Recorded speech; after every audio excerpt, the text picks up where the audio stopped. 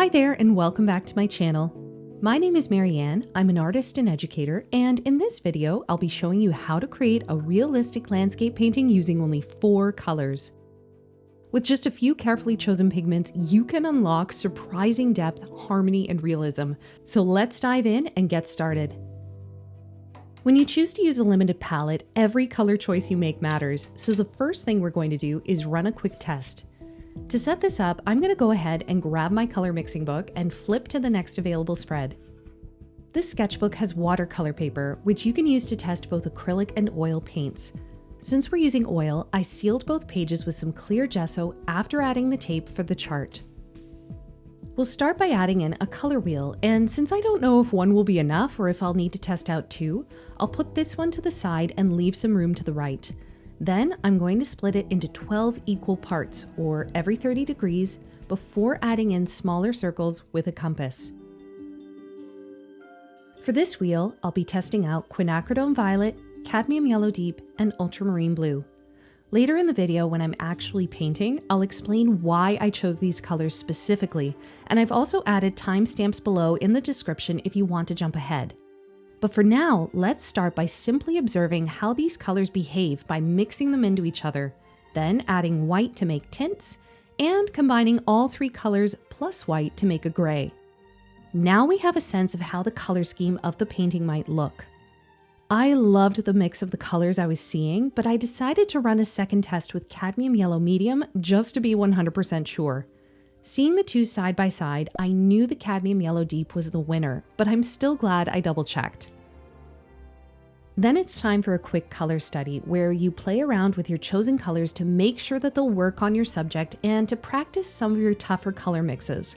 You can do this on a scrap piece of watercolor paper, but I like doing it in a chart that I've set up in my book, since I now have a color record of this painting. Now that I've got my palette colors chosen, it's time to get to work. I'm going to start with my sky and do a quick color mixing demonstration. The blue sky in my reference photo was hazy and muted, so in order to achieve that, I'm going to have to add both the violet and yellow to pull back the blue. When you only have 3 primaries, you need to have a basic understanding of color theory, including primary colors, secondary colors, and complementary colors. Complementaries are colors that are opposite to each other on the color wheel and are truthfully my favorite way to mix colors. Basically, you take opposites such as red and green, orange and blue, yellow and purple, and mix them into each other. As this happens, the colors neutralize. Going back to the painting, if we want to tone down our colors and create more realistic blends, the way to do that is by adding complementary opposites. For this sky, by adding red and yellow, which together make orange, I was able to pull back the blue. Most of the colors you're about to see in this painting have had their complementaries added, which looks more natural and true to life. I also wanted to talk about a very important rule of landscape painting. The further away an object is, the less contrast it has, and the lighter and more blue it appears. This is called atmospheric perspective, and it's why distant hills always seem pale blue, even if the trees themselves are green. So as I add in the background trees, I'm blending them into each other and into the sky, while also making them slightly cooler, lighter, and more blue. Remember, you are creating a painting, not copying your photo, so it's okay to adjust the reference to improve the final piece. As I moved into the midground and foreground trees, I had my work cut out for me. My reference photo was cropped differently, and since I'm preparing this for a square foot show at a gallery, I kind of had to invent the treetops. I had no idea what they actually looked like. Now you might wonder why I didn't just crop in closer on my reference as opposed to trying to invent some of the surrounding scenery. I tried that, 3 canvas drawings in fact, but tighter crops on the subject made the scene feel boxed in and claustrophobic. For the composition to work, the train needed space and context, essentially room to breathe. So everything outside of the photo had to be invented, which is what you're watching right now. Another reason that I found these trees to be a challenge is because of my tendency to add too much detail. In landscape painting, there's a principle called simplification, which is reducing elements like trees into basic forms rather than painting every leaf. This keeps the process efficient and the composition clear, reserving fine details for the focal point, which in this case is the train. For anything outside the focal point, like these trees, the goal is to suggest their forms without drawing attention. This means softening edges and reducing contrast so that they feel real but don't compete for focus. I did this by keeping the mid-ground trees loose and blotty and allowing a few leaf clusters in the foreground.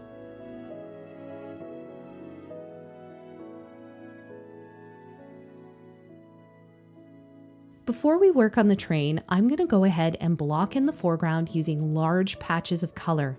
I'm not going to finish this section until the very end, but in order to read my colors properly on the train, I need context, and I have to cover up my remaining blank canvas.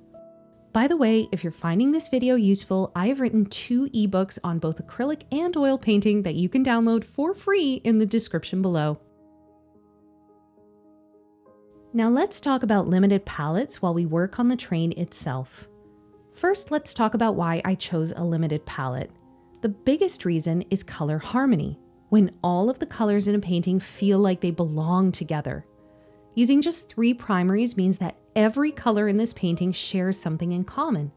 All the oranges and greens come from the same yellow, the purples and greens come from the same blue, and so on. Landscapes can get visually busy with trees, buildings, or in this case, a train.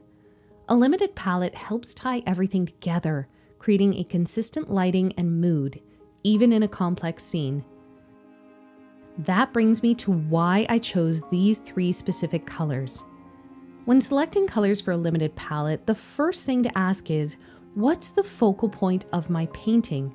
In this case, it's the front of the train. So the most important color to get right was the yellow. I chose cadmium yellow deep because it was already very close to the train's color straight out of the tube. But there's more to it than just matching the hue. My color choices also came down to value and chroma. Value is how light or dark a color is. In this painting, most of the colors live in the mid to dark range, so I needed primaries that were naturally darker. Cadmium yellow deep is one of the darkest yellows available, and quinacridone violet is also a deeper red. That's helpful because when you're mixing all your own shadows and darks, it's much easier to get there using darker primaries. If I used something like cadmium yellow light instead, it would have made my mixes way too pale and I'd be fighting my paint the whole way. When I mix my darks, I usually combine all 3 primaries. Again, I use complementary mixing here. If my dark looks too green, I add its complementary opposite, which would be the quinacridone violet. If my dark looks too purple, then I just add yellow. The other factor that I considered when I was choosing my colors was chroma, which is the intensity or purity of a color. This painting needed rich, saturated color, especially in the shadows, so I chose pigments that stay vibrant even when mixed into darker values. Lighter primaries can lose that richness when you try to darken them, which is another reason I leaned into the deeper ones here. That's why there's no one-size-fits-all approach to limited palettes. The colors you choose should be based on what your painting needs. If I were painting a soft flower or a misty lake or a glowing sunset, I'd make totally different choices based on the value and chroma of the focal point. I would say that this is one of the drawbacks of using a limited palette. It takes time to figure out which colors will work best together for your painting. This comes with practice and running tests, but the more you experiment, the easier it gets. For what it's worth, I still second guess my choices, and it's perfectly fine to run a test if you're unsure. Another challenge of a limited palette is that there are no shortcuts when it comes to mixing your colors. You can't just reach for a pre-mixed green or orange or purple or brown, you have to do the work yourself. But I actually see this as a benefit. A limited palette forces you to really understand your colors and get comfortable with them. It's the equivalent of eating your veggies or hitting the gym. It might not always be fun, but it does help you grow as an artist. As for finishing this painting, I struggled a bit with the brush in the foreground. In my reference, there were deep shadows and bright highlights in this section, but when I added that into the painting, it started to pull focus away from the train. It just felt too noisy because there was so much going on. I actually wound up taking a break from this and approaching this section with fresh eyes the next day. That's a pro tip, by the way. Whenever you're getting frustrated and feeling like you just can't get a section right, it could be time to put the brush down and walk away for a bit. For my second attempt, I wound up softening everything compared to the reference photo. Sharp lines attract the eye, while soft blends of color suggest details without actually pulling focus. Does this look different from my reference photo? Absolutely. But does it keep the focus on the train where it needs to be? Yes, it does. And with that, this 12 by 12 inch oil painting made with only 4 colors is complete. Thank you so much for watching, and if you have any questions about limited palettes or oil painting in general, feel free to leave them below.